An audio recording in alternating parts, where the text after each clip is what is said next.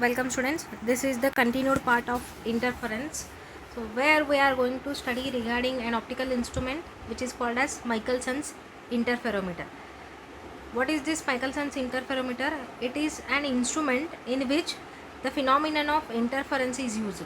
So with the help of interference phenomena, what we are going to measure is wavelength of light used that we can measure. With the help of this interference phenomenon, so we can measure the wavelength of light used or distance between the waves we are going to measure. So for that purpose, this Michelson's interferometer we are using. So with the help of this instrument, the displacement of the order of 0.1 micrometer, the displacement of the scale of the order of 0.1 micrometer, which you can call as 1000 angstrom meter. So this much displacement you can measure with the help of this Michelson's interferometer. So now you can think of the accuracy of this instrument. This is very high accuracy having instrument. So now we'll study principle behind this instrument. So on what principle this works is, a beam of light from an extended source is divided into two equal parts. Let us suppose from the source of light you are going to get a beam of light, so which we are going to make parallel with the help of lens. Then this beam of ray coming from the extended source, this should be divided into two parts of equal intensity. So here one ray we are going to divide into two rays of equal intensities by partial reflection and partial refraction phenomena. So in order to achieve this partial reflection and partial refraction in front of this beam of ray, so what we are going to place is, we are going to place a beam splitter, so which is called as a glass plate which is partially silverized. So here a glass plate, this is the glass plate, so where back side of this is partially silverized. So if you make this partially silverized, means partial reflection phenomena occurs and partial refraction, both the phenomena, so we can achieve with the help of this beam splitter. And this is nothing but a glass plate. So at the bottom side there will be a partially silverized, bottom side there will be partially silverized. Now this ray is divided into two rays, so and these two rays should travel into two mutually perpendicular direction, means one should go along the y direction, another ray should go along the x direction. So now these two should travel in the mutual perpendicular direction, means what should be the angle of this beam splitter? This is the glass plate. What should be the angle, means if this is placed exactly at 45 degree with the horizontal, means we can divide a single ray into two rays of equal intensities, and these two will travel in mutually perpendicular direction. Then again by some phenomenon these two are again traversed back, then these two rays will meet and they form the interference phenomenon and they produce the interference fringe pattern. Then by using the mathematics and all those things, we can find the wavelength of light used, all those things that we will study later. So this is the principle. One single ray is divided into two parts of equal intensities by the partial reflection and refraction phenomena, and these two rays will travel into mutual perpendicular direction, and this depends on the angle at which this glass plate is placed. Then these two rays which are traveling into mutual perpendicular direction, they are again come back, these two will meet, then they overlap and they form the interference fringe pattern.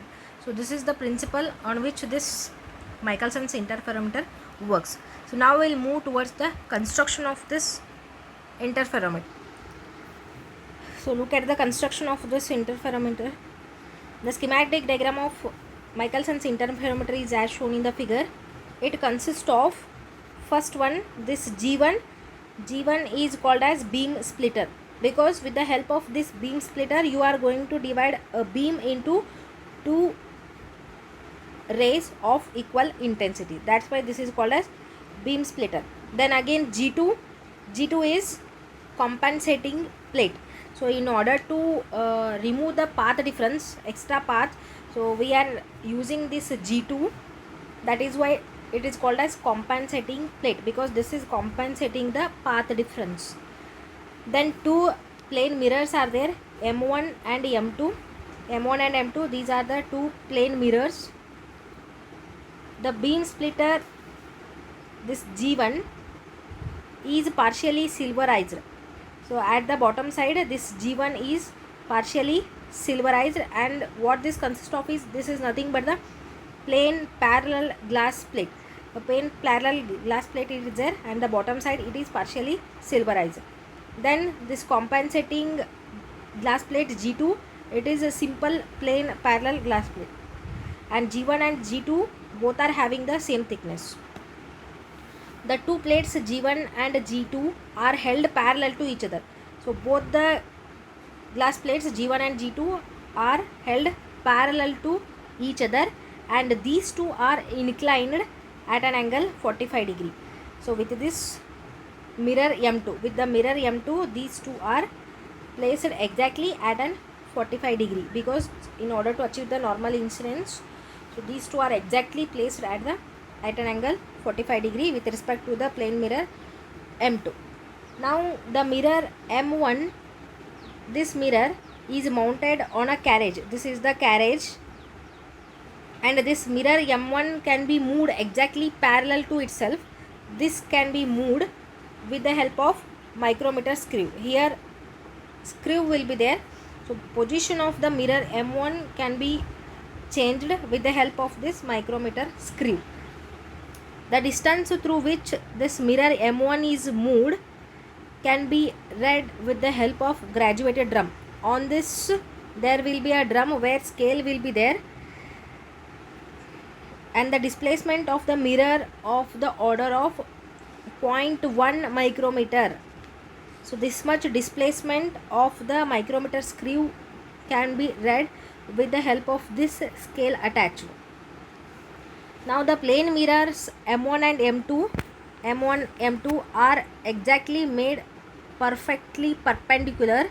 So with the help of these two screws, here also screw will be there, here also screw will be there. So with the help of these screws, these two are made exactly perpendicular to the ray of light.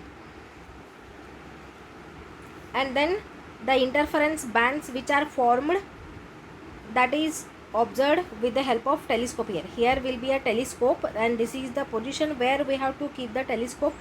So with the help of this telescope, we can look over the interference fringe pattern. So this is regarding the construction. So now see what it consists of. Here will be a source. From this source you are having the ray of light which is traveling in all the direction. Then this is made parallel with the help of this converging lens. Inside this interferometer there will be two glass plates G1 and G2. So first one is called as beam splitter. What this consists of is, this is a simple plain parallel glass plate, and the bottom side that is partially silverized, because to get the partial reflected ray and partial refracted ray, so this is partially silverized. Then again one more plain parallel glass plate will be there, that is G2. These two, G1 and G2, are made exactly parallel to each other, and these two are placed exactly at an angle 45 degree with the mirror M2. So here will be M1 and M2, two plane mirrors are there. So the adjustment of M1 and M2 is made exactly perpendicular with the help of screws attached to this plane mirror. M1 is mounted on a carriage where there will be a scale, and with the help of screw attached we can change the position of this M1. The displacement of the order of 0.1 micrometer can be read with the help of scale attached to the drum. And here the interference phenomenon or interference bands which are formed, that we are going to read with the help of this telescope. This is regarding the construction. So now we will move towards the working of this Michelson's interference. So look at the working. Monochromatic light, this is the extended source. Monochromatic light from an extended source is rendered parallel with the help of this convex lens. With the help of convex lens, a monochromatic light from an extended source is rendered parallel. So here with the help of lens we are going to get the parallel ray of light, that too monochromatic. Then these parallel ray is allowed to fall on the beam splitter G1. So here this is the parallel ray, this is allowed to fall on this beam splitter G1. Since the beam splitter is partially silverized, part of the ray is reflected at the back surface of G1. Here part of the ray is reflected. Here it is a glass plate, it bends at the back surface. This is partially, since this is partially silverized, the ray will be partially reflected along this direction, then it will be partially refracted along this direction.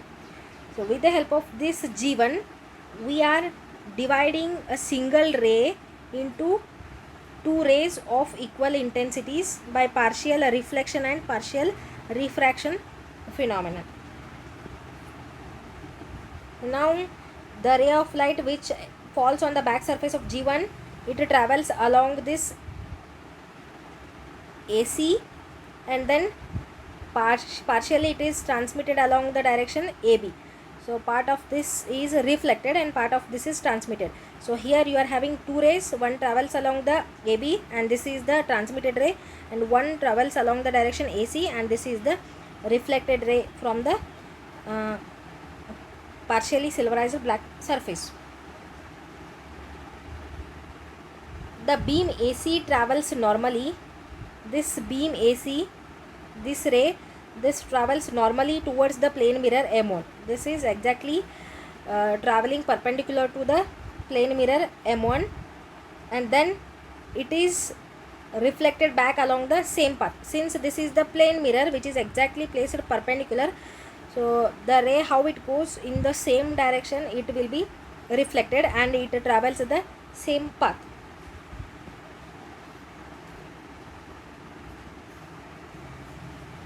Then this transmitted ray which is traveling in the direction AB, again this is also going to hit the second mirror which is exactly placed perpendicular to the direction of this ray.